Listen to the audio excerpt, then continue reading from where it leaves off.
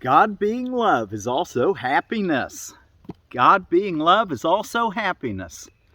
Thank you so much for joining me today and studying A Course in Miracles workbook for students. We're reading from the original edition here on Thursday, April the 13th of 2023. Lesson 103. God being love is also happiness. Happiness is an attribute of love. Happiness is an attribute of love. It cannot be apart from it, nor can it be experienced where love is not. Love has no limits, being everywhere, and therefore joy is everywhere as well. Yet can the mind deny that this is so, believing there are gaps in love where sin can enter, bringing pain instead of joy? This strange belief would limit happiness by redefining love as limited and introducing opposition in what has no limit and no opposite. Fear is associated then with love, and its results become the heritage of minds that think that they have what they have made is real. Fear is associated then with love. When you feel like there's gaps in love and that sin enters and brings its pain, the opposite of love, fear is associated then with love, and its results become the heritage of minds that think what they have made is real. These images, with no reality and truth, bear witness to the fear of God. Forgetting being love, he must be joy. This basic error we will try again to bring to truth today and teach ourselves. God being love is also happiness. To fear him is to be afraid of joy. God being love is also happiness. To fear him, to fear God, is to be afraid of joy. Begin your periods of practicing today with this association, which corrects the false belief that God is fear. It also emphasizes happiness belongs to you because of what he is. Allow this one correction to be placed within your mind each waking hour today. Then welcome all the happiness it brings as truth replaces fear. And joy becomes what you expect to take the place of pain. God being love, it will be given you. Bolster this expectation frequently today. Bolster this expectation frequently throughout the day. And quiet all your fears with this assurance, kind and wholly true. God being love is also happiness. And it is happiness I seek today. I cannot fail because I seek the truth. So throughout the day, often tell yourself, God being love is also happiness. And do the best you can to remember, and it is happiness I seek today. I cannot fail because I seek the truth. And then at the top of every hour, as you're able, tell yourself, God being love is also happiness. To fear him is to be afraid of joy. And then take 5 minutes to root out all the ideas of sin and of a God to fear rather than a God that is always loving to everyone continually. Okay? And to yourself continually, regardless of your behavior. You are loved by God. Remember, we had the lesson just a couple days ago that God's will for me is perfect happiness. There is no sin. It has no consequence. Well, let's keep this idea, look deep inside and think about what residual concepts you're still maybe subconsciously holding, that you believe that you're going to be punished for your wrong behavior. Remember, it was an illusion. It's a dream. It's not real. You're going to wake up from it and realize it never was. The only reality is what lasts eternally. And that's your God, your love with God. Okay? Nothing real can be threatened. Nothing unreal exists. Herein lies the peace of God. God being love is also happiness. God being love is also happiness. To fear Him is to be afraid of joy. And then throughout the day, often tell yourself, God being love is also happiness. And it is happiness I seek today.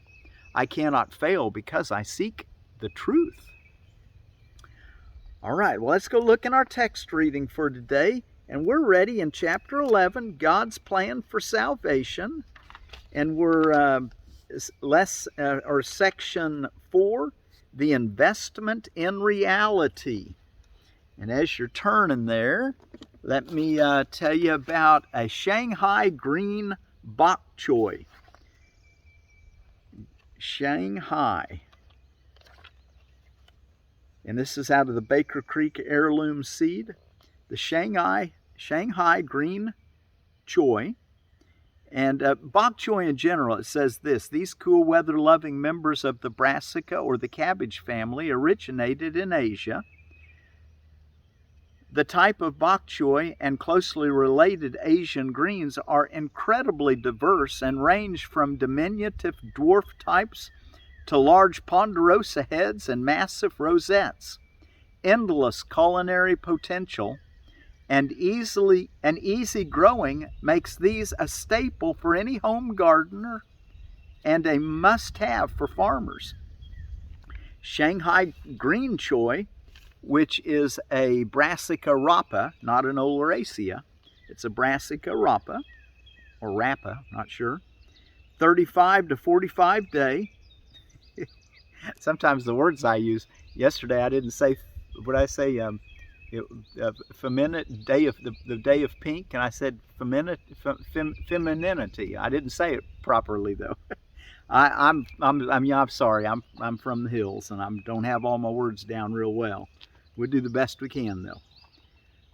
35 to 45 days. A delicious jade green baby type that is in high demand with top chefs. The small plants are upright and have light green stems, equally suited for home gardens and farming. The plant's unique curvature and chartreuse petioles make this a standout at market. They are extra tender and finely flavored, making them a coveted variety among culinarians in the know. And that's your Shanghai green choy. So it's a bok choy, a Brassica rapa. And what's going on around the world today? Let's see. Here on Thursday, April 13th, 2023, International Creativity and Innovation Day, International FND Awareness Day, that's Functional Neurological Disorder Day, International Special Librarians Day, last day of Passover, Make Lunch Count Day, National Peach Cobbler Day. Man, I'm going to have to make me a peach cobbler. Plant Appreciation Day. And we know we do that every day. You know, we're trying to learn about plants. That's why I try to trickle in a new plant every day, because, you know, there's so much of the natural world, and we as you know, from a biological standpoint, we need plants. Plants take the sun directly, and then we eat the sun indirectly through the plants, or other animals that have eaten the plants. So they're an important part of our biological function. Plant Appreciation Day today. RAIN Day, or RAINN Day, Rain Day. Rape, Abuse, Incest National Network Day. Scrabble Day. Thomas Jefferson Day. What a wonderful mind to study. And we have a lot to be appreciative in the United States for Thomas Jefferson's ideas. He saw a world of gentlemen farmers. And in India today, there is Vaisakhi. It's a Sikh holy day. It was started 5,297 years ago by Raja Shakti Kavan Dogra. So that's Vaisakhi. Vaisakhi. You know, I put all this in the description below so you can go look at the proper spelling and stuff if you miss it. The investment in reality. I once asked you if you were willing to sell all you have and give to the poor and follow me. Of course, he asked the young ruler who wanted to know how to follow him, or what to do. What was the greatest commandment, I think, is what he actually asked him. And Jesus concluded, you can read about that in Matthew chapter 19, verse 21 for that particular verse. So he's saying that even though I was talking to the rich young ruler, I'm really asking anybody who reads about it in the latter days, or after that. I once asked you if you were willing to sell all you have and give to the poor and follow me. Well, this is what I meant. If you had no investment in anything in this world, you could teach the poor where their treasure is. The poor are merely those who have invested wrongly, and they are poor indeed. Because they are in need, it is given you to help them, since you are among them. Consider how perfectly your lesson would be learned if you were unwilling to share their poverty. For poverty is lack, and there is but one lack, since there is but one need, the atonement. So, to practice forgiveness, that's our one need. Suppose a brother insists on having you do something you think you do not want to do. The very fact of his insistence should tell you that he believes salvation lies in it. If you insist on refusing and experience a quick response of opposition, you're believing that your salvation lies in not doing it. You then are making the same mistake that he is, and are making his error real to both of you. Insistence means investment. And what you invest in is always related to your notion of salvation. The question is always twofold. First, what is to be saved? And second, how can it be saved? 26. Whenever you become angry with a brother for whatever reason, you're believing that the ego is to be saved, and to be saved by attack. If he attacks, you are agreeing with this belief, and if you attack, you are reinforcing it. Remember that those who attack are poor. Their poverty asks for gifts, not for further impoverishment. You who could help them are surely acting destructively if you accept their poverty as yours. If you had not invested as they had, it would never occur to you to overlook their need. Remember, we want to see everyone as either loving us or appealing for help from us, but never as attacking us. Look beyond it. 27. Recognize what does not matter, and if your brother asks you for something outrageous, do it, because it does not matter. Refuse, and your opposition establishes that it does matter to you. It is only you, therefore, who have made the request outrageous, for nothing can be asked of you, and every request of a brother is for you. Why would you insist in denying him? For to do so is to deny yourself and impoverish both. He is asking for salvation as you are. Poverty is of the ego and never of God. No outrageous request can be made of one who recognizes what is valuable and wants to accept nothing else. 28. Salvation is for the mind, and it is attained through peace. Catch that. Salvation is for the mind, and it is attained through peace. This is the only thing that can be saved, and the only way to save it. Any response other than love arises from a confusion about the what and the how of salvation, and this is the only answer. Never lose sight of this, and never allow yourself to believe even for an instant that there is another answer, for you will surely place yourself among the poor, who do not understand that they dwell in abundance, and that salvation has come.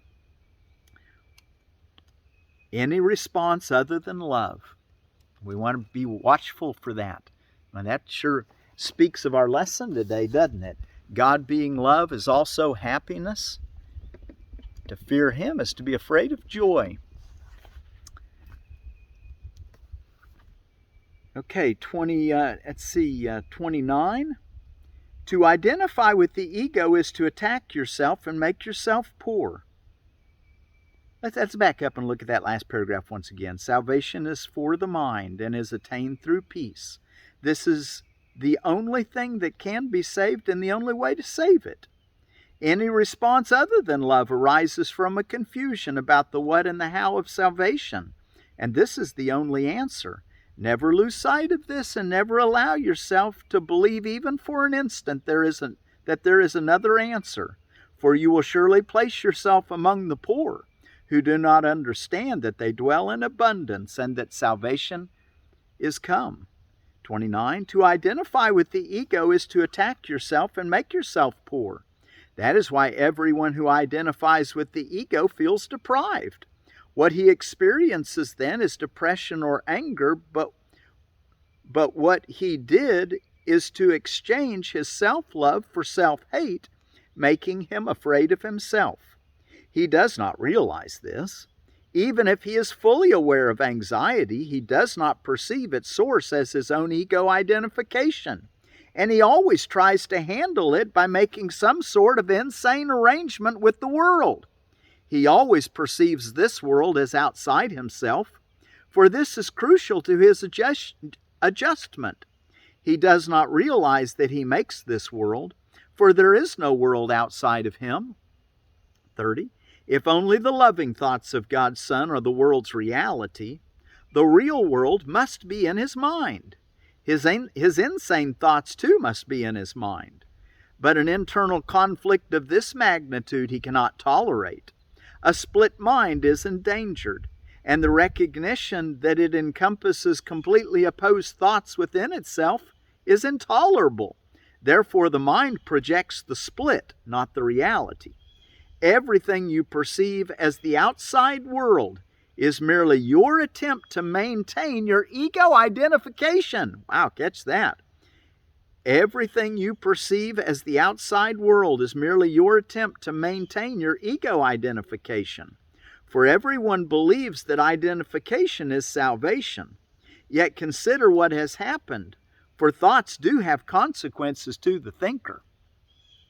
You are at odds with the world as you perceive it because you think it is antagonistic to you. This is a necessary consequence of what you have done. You have projected outward what is antagonistic to what is inward, and therefore you would have to perceive it this way. That is why you must realize that your hatred is in your mind and not outside it before you can get rid of it, and why you must get rid of it before you can perceive the world as it really is. Wow. 32. We once said that God so loved the world that he gave it to his only begotten Son. God does love the real world, and those who perceive its reality cannot see the world of death, for death is not of the real world, in which everything is eternal. God gave you the real world in exchange for the one you made out of your split mind, and which is the symbol of death. For if you could really separate yourself from the mind of God, you would die, and the world you perceive is a world of separation. 33. You are willing to accept even death to deny your Father, yet he would not have it so, and so it is not so. You still could not will against him, and that is why you have no control over the world you made. It is not a world of will because it is governed by the desire to be unlike him. And this desire is not will. The world you made is therefore totally chaotic, governed by arbitrary and senseless laws and without meaning of any kind. For it was made out of what you do not want, projected from your mind, because you were afraid of it. 34. Yet this world is only in the mind of its maker along with his real salvation. Do not believe it is outside of yourself, for only by recognizing where it is will you gain control over it. For you do have control over your mind, since the mind is the mechanism of decision. We have control over our mind because we have it's the mechanism of decision. You can always decide a loving thought. It's always there to decide.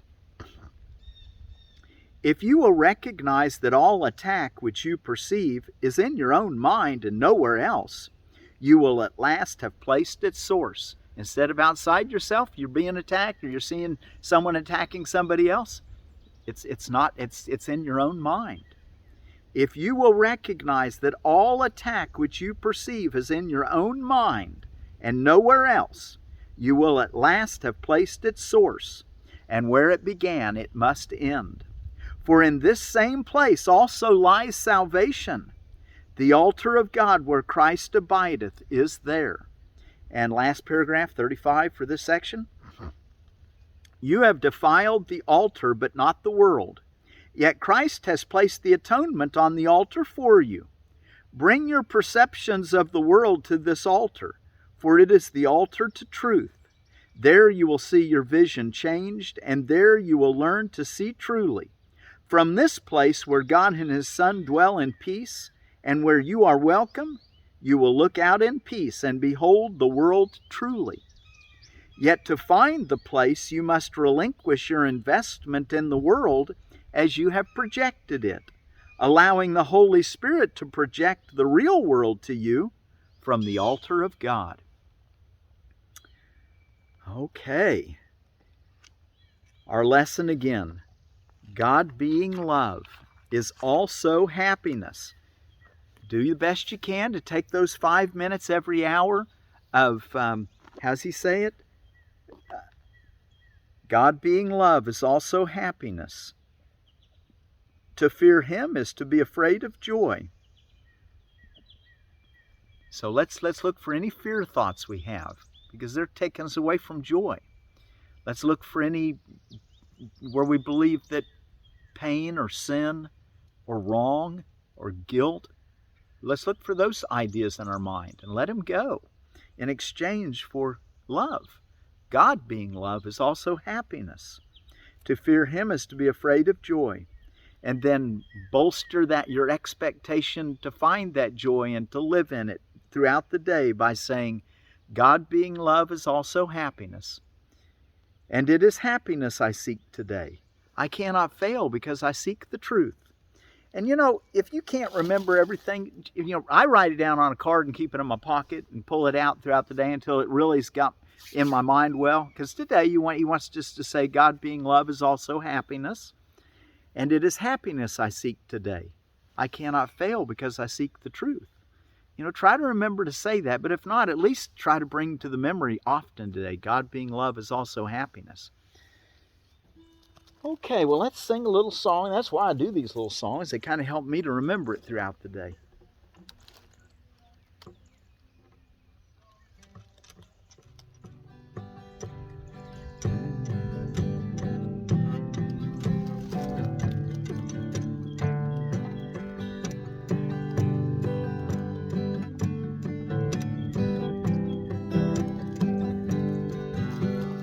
God being love is also happiness. God being love is also happiness. God being love is also happiness. To fear Him is to be afraid of joy. God being love is also happiness. God being love is also happiness. God being love is also happiness. To fear Him is to be afraid of joy. God being love is also happiness, and it is happiness I seek today. I cannot fail because I seek the truth. God being love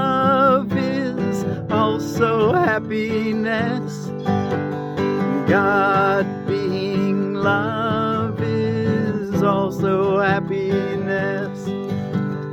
God being love is also happiness.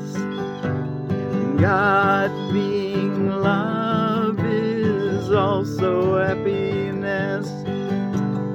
God being love is also happiness. And it is happiness I seek today. I cannot fail because I seek the truth. God being love is also happiness. And it is happiness I seek today. I cannot fail because I seek the truth. God being love is also happiness. To fear Him is to be afraid of joy. God being love is also happiness. And it is happiness I seek today. I cannot fail because I seek the truth. God being love is also happiness. God being love is also happiness.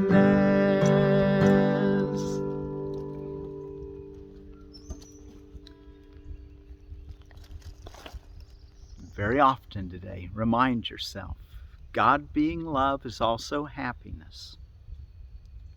And it is happiness I seek today. I cannot fail because I seek the truth. God being love is also happiness.